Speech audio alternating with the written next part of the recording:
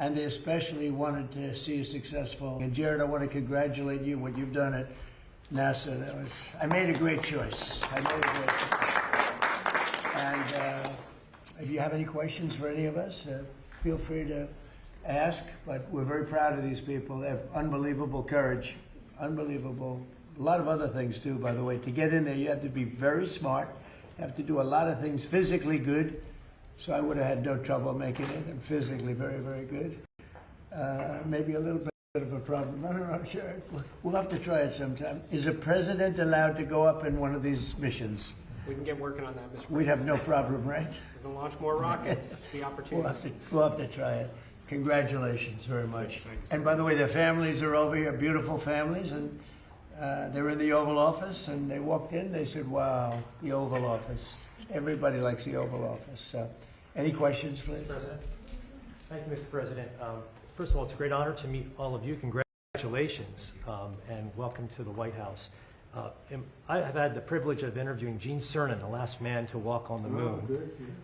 Is that what you would like to do? And Mr. President, do you think that will happen during your second term? Well, we have a shot at it. I mean, we don't like to say definitely, because then you say, oh, we failed. Because I think we could say we're ahead of schedule. So we have a good shot. We've authorized it. And I think with this team and, with Jared's done such an amazing job at NASA, I think we have a good shot, right? We'll see. Yes, Mr. President, we have an achievable plan now back to the moon. And we're back in the business of launching moon rockets with frequency. So we just sent Artemis 2 around the moon. We're going to launch Artemis 3 in 2027. We'll protect for up for 2 opportunities in 2028 to return astronauts to the surface of the moon. I like space. I started Space Force, as you very well know. It's been very, very important. Then they tried to kill it. And actually, the military would not let the Biden administration kill it. They wanted to kill it. And it's going to turn out to be one of our most important things. I think it'll turn out to be one of the most important things they did. But we got involved with NASA bringing it back. And I was saying, when I first looked at some of your facilities, they had grass growing on the runways, right in between the cracks of the asphalt. And but not anymore. It's really strong. And what they do, one of the things they do that's so important is for our military offense and defense. And a lot of people say, well, is it worth it? It's really worth it, because what's happened militarily, you see what we're doing militarily, a lot of that comes from space.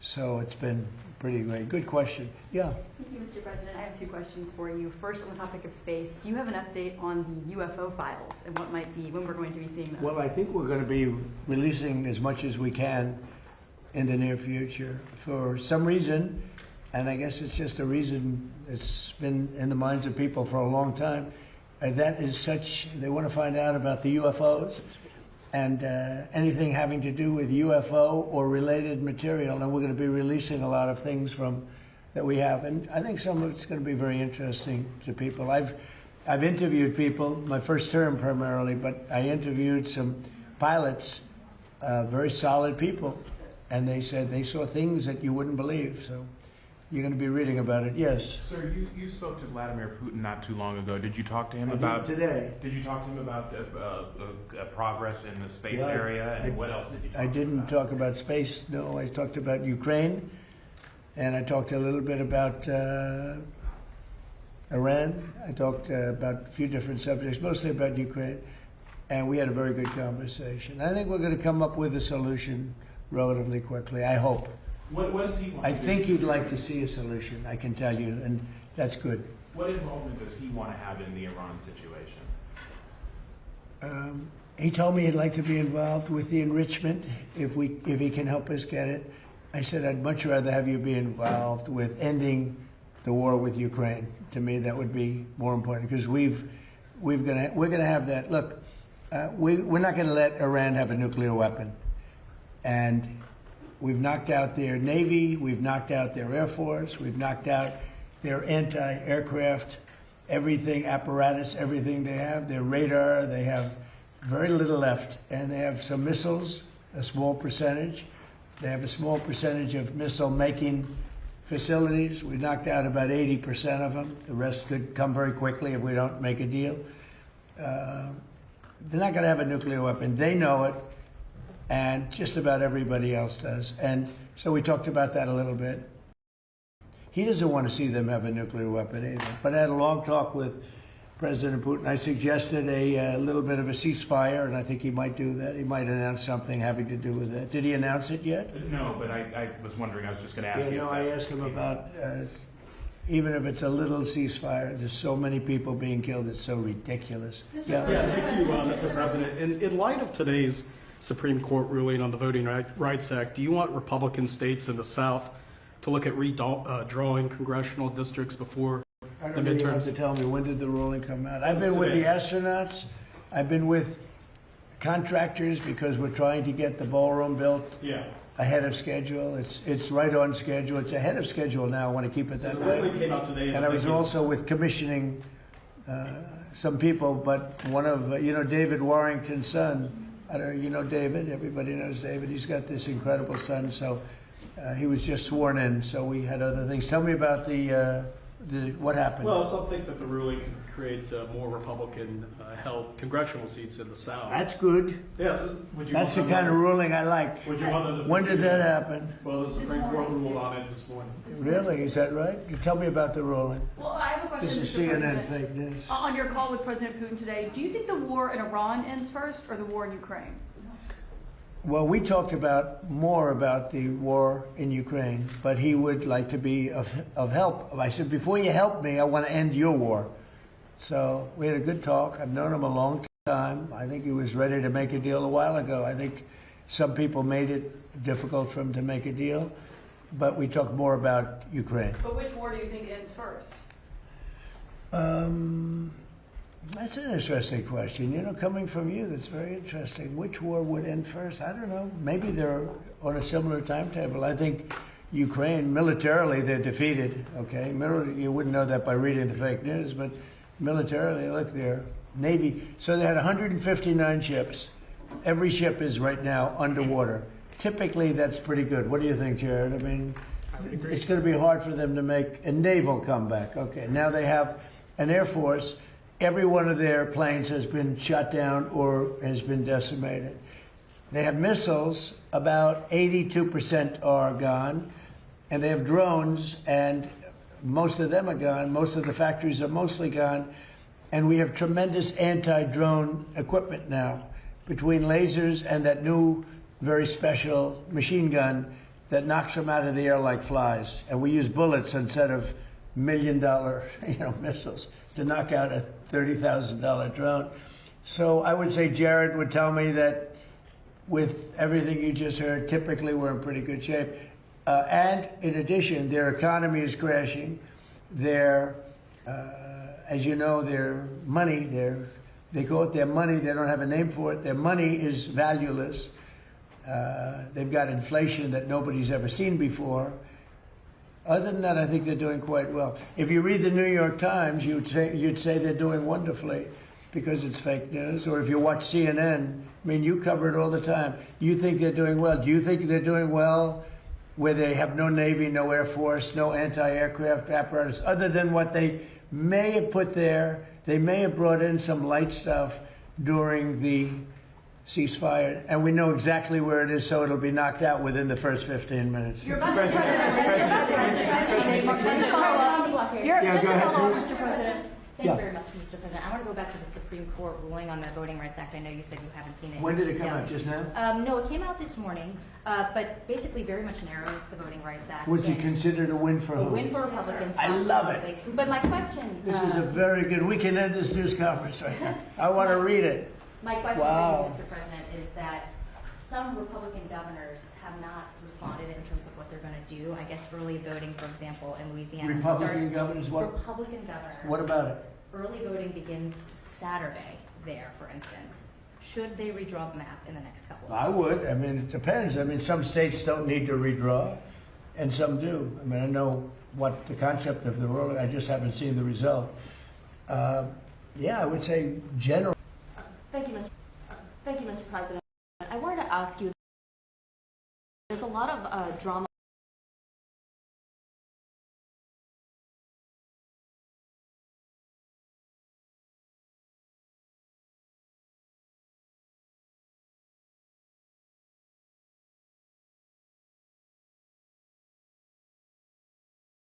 The Democrats don't think we need security. They actually do. They actually do, but they have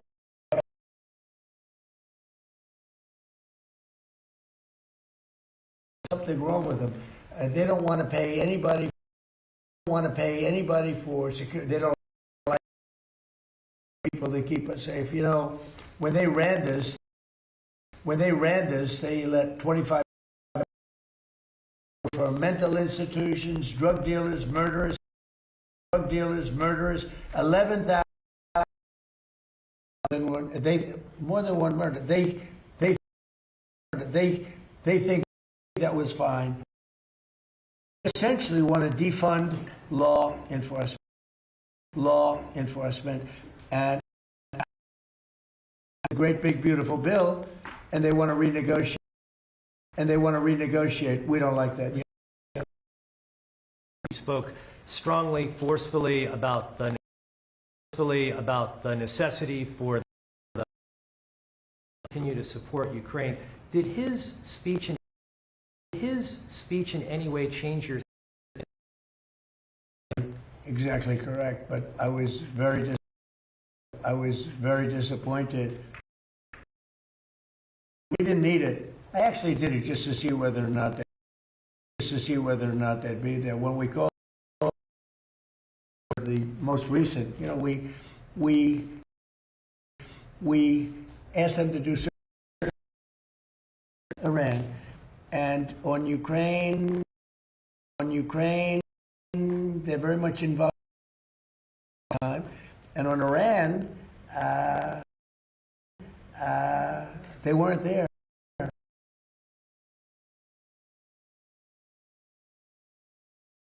We had a lot of talk. We talked about this also. And he's a great friend of mine. And I think if he were doing that, if that were, he would have followed the suggestions we made with respect to and not having to do with NATO so much as European countries. He's coming back tomorrow. We had an incredible evening last night.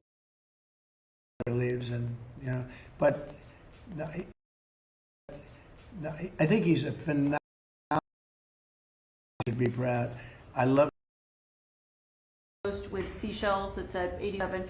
Do you really think that he was endangering your life or threatening your life with that? Well, if anybody knows anything about crime, they know 86. You know what 86? It's a mob term for kill 'em. You know, you ever see the movies? 86 'em. The mobster says to one of his wonderful associates, 86 'em. That means kill 'em. It's. I think of it as a mob term. I don't know. People think of it as something having to do with disappearing, but the mob uses that term to say when they want to kill somebody, they say 86, the son of a gun. I'm trying to keep the language nice and clear. They don't use that term, son of a gun. They use another term. But that's a mob term for kill 'em. Yeah. But do you really think your life was in danger? Probably. I don't know. You know, based on what I'm seeing out there, yeah. The people like Comey have created tremendous danger, I think, for politicians and others. Comey is a dirty cop. He's a very dirty cop. He cheated on the elections. He tried to help Hillary Clinton, as you know. He dismissed a lot of things that he should have proceeded with. I wasn't involved, but he should have proceeded with. No, he's a dirty cop. He's a crooked man, yeah. Mr. President, you just described there's been disagreement between the U.S. and Keir Starmer on support for Iran. Did your visit with the king smooth that over or create any more? My visit with the king really was it was extraordinary. I mean, he's an extraordinary man. He's an extraordinary person. And, yeah, it helps from the standpoint that, when you like the king of a country so much, it probably helps your relationship with the prime minister. But, in that case, the prime minister, I said, do you want to send a little help? He said, no, we'll send it after you win the war. I said, that's not good. That's not good. What do you think of that, Jared? Sending help after we win the war? I don't know, something that bothers me. I don't want to get you guys involved, but I can imagine what you're thinking. The United Arab Emirates, the UAE, they pulled out of OPEC. Yeah, What do you think about I that? think it's great. I mean, I think it's great. Look, I know him very well, Mohammed, and very smart. And he probably maybe wants to go his own way. That's a good thing. I think ultimately it's a good thing for getting the price of gas down, getting oil down, getting everything down. They have it all. He's a great leader, actually. So no, I'm okay. They're having some problems in OPEC. Mr. President, Kevin Warsh passed a hurdle today. The Senate Banking Committee confirmed his nomination and will go to the Senate floor. We He'll need be on the somebody. Fed in mid-May. Is it your expectation that he can persuade the other Fed governors to lower interest rates? Well, Because we'll they haven't see. I done mean, they so should. recently. Because it's a good time to lower them. We're the most prime country anywhere in the world. We're right now having investments made in our country at a level that nobody's ever seen. No other country's ever seen it. Tens of billions of dollars are being invested. Factories, auto plants, AI. I mean, not just AI, because AI is, we're leading China by a lot in AI, as you know. I'm letting them build their own electric plants. They're building them, otherwise you could never do it. It was a concept that I came up with. I'm very proud of it. And by the way, they're building electric plants that people in the utility industry have never seen before. They're saying, man, that's incredible. So they're building these massive buildings that cost billions of dollars, and they're building their own electric plants. So they're not taking from a source or the old grid, you know, an old grid that wouldn't be able to do it. No, we're leading with everything. But in the history of our beautiful world, there's never been a country that has so much money being invested in it as us. And tremendous number of auto plants, by the way. The auto plants are coming out of Canada, Mexico, Japan, South Korea, Germany. They're all coming to the United States. And the reason is I have a very smart tariff policy. You know, we were taken advantage of for years. We were being ripped off by other countries for years. And those days are over. Yeah, please. Mr. President, regarding Iran, how long are you prepared to maintain the blockade? Could that go several more months? Well, the blockade is genius, okay? The blockade has been 100% foolproof. It shows how good our Navy is, I can tell you that. Nobody's going to play games. We have the greatest military in the world, and I built much of it during my first term, and we've been building it since. And the greatest anywhere in the world, nobody even close. And you see that, whether it's Venezuela, and they have a good military in Venezuela, but it was over in one day. It was actually over in about 48 minutes. Iran, the same thing. I mean, militarily, we've wiped them out. They have no military left. It's all the Navy's at the bottom of the sea. The Air Force is never going to fly again. We've got an amazing military. Now they have to cry uncle. That's all they have to do. Just say, we give up. We give up. But their economy is really in trouble. So it's a dead economy. So can you Fury and the blockade get Iran to nuclear talks fast enough, or do you think another wave of strikes will be necessary? I don't know. It depends. We have talks. We're having talks with them now, and we're not flying anymore with 18-hour flights every time we want to see a piece of paper. We're doing it telephonically, and it's very nice. I make a call, or I have my people make a call, and you know the answer. I always like face-to-face. I consider it better. But when you have to fly 18 hours every time you want to have a meeting, and you know what the meeting's all about, and you know they're going to give you a piece of paper that you don't like before you even leave, it's ridiculous. They've come a long way. The question is whether or not they're going to go far enough. So at this moment, there will never be a deal unless they agree that there will be no nuclear weapons. Yeah, go ahead. Are you considering relocating NASA's headquarters out of D.C.? States like Florida, Texas, and Ohio have expressed interest. You're going to have to say it differently. Sorry, are you considering relocating NASA's headquarters out of D.C. once the lease is up? States like Texas, Ohio, and Florida. Well, the best man to tell you that is the man standing right over here. You heard that question? With those beautiful ears of yours? He's got great hearing, He's got super hearing. Trick of the trade, sir. And What's the answer to that? I think the answer to that is we have 10 amazing centers around the country that all kind of bubble up to contribute to the mission we're able to undertake, like Artemis II. I think in terms of the headquarters, we have a lot of people very interested in our mission. So being here in DC gives us the opportunity to kind of interact from all our stakeholders, make sure we make the right decisions for the nation. Yeah, DC is an advantage, I guess, for you. It's got to go around. It's got to see some senators, make sure they keep going, right? Yes, Mr. President. Yeah, probably staying around is not so bad. And importantly, Washington, D.C. is now one of the safest cities in the country. When I came here a little more than a year ago, it was a very unsafe city. And now, maybe even more importantly than that, we have the hottest country anywhere in the world. And you helped make it hot. You know, you helped make it hot. When a year and a half ago, and I say it a lot, the King of Saudi Arabia, but others also, the King of Saudi Arabia said, Mr. President, a year and a half ago, we thought you had a dead country. We thought the United States was a dead country, and now you have the hottest country anywhere in the world, and we do. And believe it or not, I mean, when everybody in the world was watching that incredible performance by NASA, these incredible people behind me, where they get the bravery, I have no idea. But you're a big part of it. You really are. We have the hottest country in the world. Thank you very much, everybody. Thank you, Brad. Thank you, Brad. Thank you, Brad. Thank you, Brad. Thank you, Brad. Thank you, Brad. We'll go out that door. Thank you, Brad. Thank you, guys. This way. Thank you, Brad. Thank you, guys. This way. This way. Thank you. Thank you. Thank you. Thank you, everybody. Thank you. How do you like the new walkway? Good, huh? Very impressive. Good job. Thank you. Thank you. Good job on television, you did too. Thank you, sir. Very impressive.